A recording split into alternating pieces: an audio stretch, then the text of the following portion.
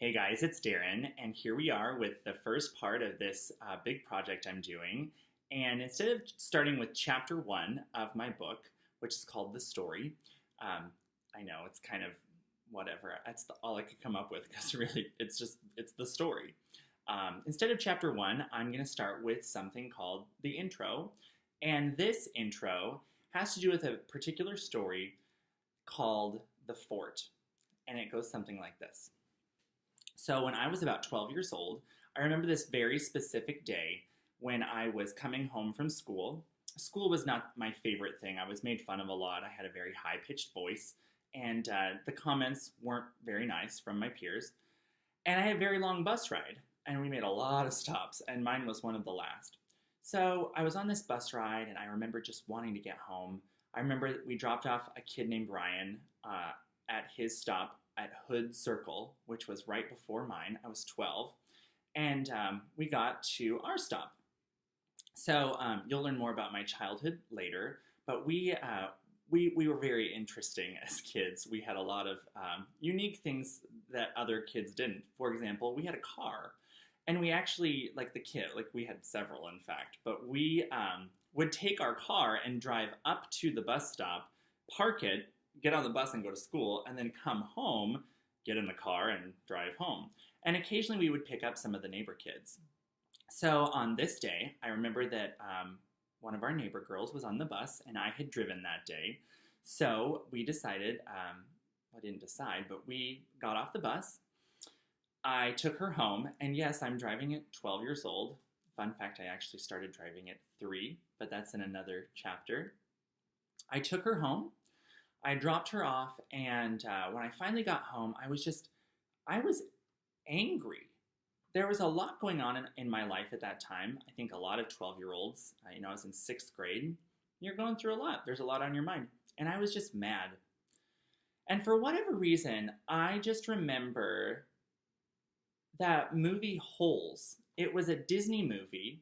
I loved it. I was obsessed with a show called Even Stevens when I was a kid, and I loved Shia LaBeouf. And he was in this movie called Holes, and we watched it on repeat. It was just, we loved that movie. And I had this idea that I was mad, and why not just go dig a hole? So that's kind of exactly what I did. I grabbed a shovel, and I just started walking. So we lived in this big valley in something called the high desert. It is a desert, but it's at extremely high elevation, and there's typically a lot of water. So it's not super green per se, but there is a lot of vegetation. It's a unique place. There are a lot of juniper trees and big sagebrush and whatever. So near our house, about a 10-minute walk, was this dry creek. And it had run a couple of times, but for the majority of it was always dry. And I had walked for about 10 minutes from home with my shovel. And again, this is just after school. And I found this spot. And it was on a hill, just kind of up from the creek. And it just looked like the perfect place to start digging a hole. And so I did. I remember that I just started digging. And in my own little 12-year-old mind, I was thinking about all the reasons I was digging. My parents' marriage was not in a good place. I was being made fun of at school. My grandparents, who I was very close to, were sick. And there was just a lot on my mind. And all I could think to do was dig this hole. So it went pretty well, I guess. I must have released some steam or something. I enjoyed it enough that I found myself going back to this hole I had started digging day after day for quite a while. And it got to a point where I had dug this pretty sizable hole. It became my after-school project. And after a while, I decided that I had this grand idea. This hole could actually become this subterranean fort. And I mapped out the whole thing. I designed it.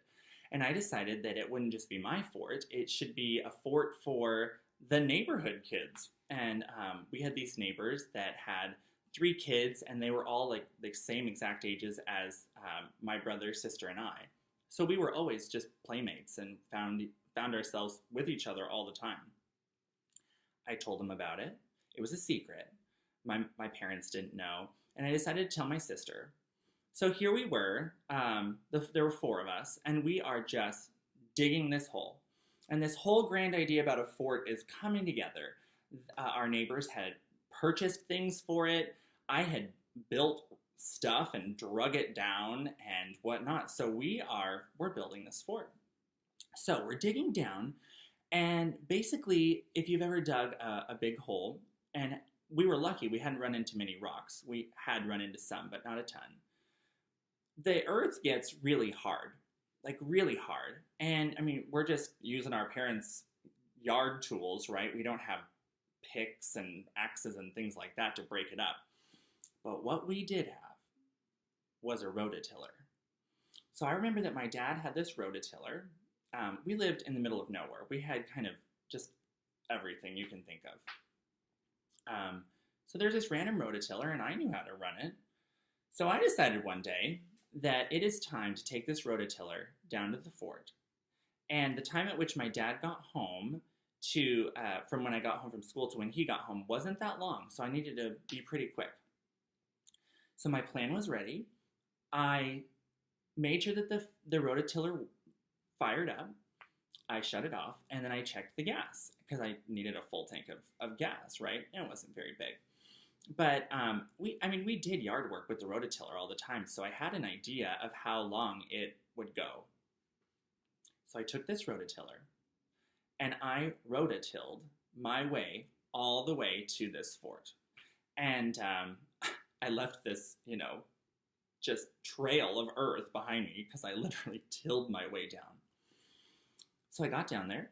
I worked on the dirt in our fort, and it was pretty deep, and I was very strategic in getting my rototiller down, and I don't know how I even got it back up, but in my mind, I needed to be finished before Dad got home. This was my brilliant plan. So I've done enough down at the fort, and I decide I've got to head home. So I'm rototilling my way home as well, and the engine is making some very odd noises. I mean, like, maybe I didn't pay attention to this while I was rototilling because I was just so diligently trying to get it done, but I'm getting home, I'm getting close, and it's not sounding good. And then it happened. The engine literally blew up. Not dramatic like flames and an explosion, but literally this piece of the engine just blew off the side of it. It was a very loud thing. And I just stood there, mortified. And I didn't know what to do. And my mom, who had been home, she heard it. And so she came out and she wanted to make sure that everything was all right. And I didn't tell her what had happened yet. I said, yeah, I'm fine. And yelled it I was quite a ways from where I needed to put the rototiller, where I'd gotten it from. So somehow, my little 12-year-old self pushed this huge rototiller all the way back on a little bit of an uphill back to it where I had gotten it. Because, I mean, this is awful. I have ruined Dad's rototiller. I don't even know what I'm going to do. Mom came out. She asked what had happened, and I told her. And she said, I remember, she said, I hope your dad doesn't find out. That's all she said. Dad got home. It was a normal night on all other accounts. I was very quiet during dinner.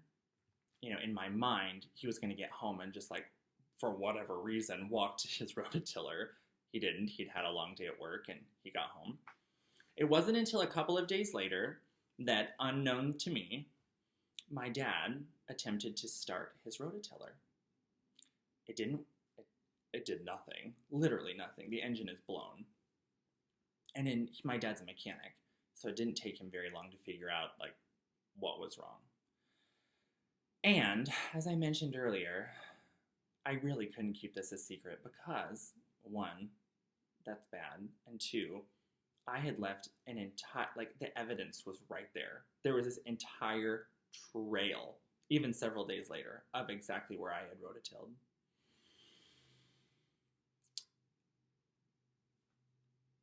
So here's what happened.